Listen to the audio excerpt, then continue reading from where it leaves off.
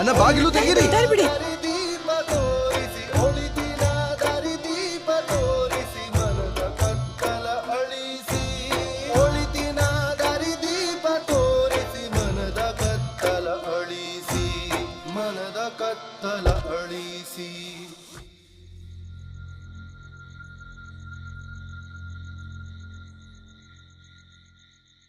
ದಾರಿ ಬಿಡಿ, ದಾರಿ ಬಿಡಿ, ಗಾಡಿ ಹೋಗ್ಬೇಕು.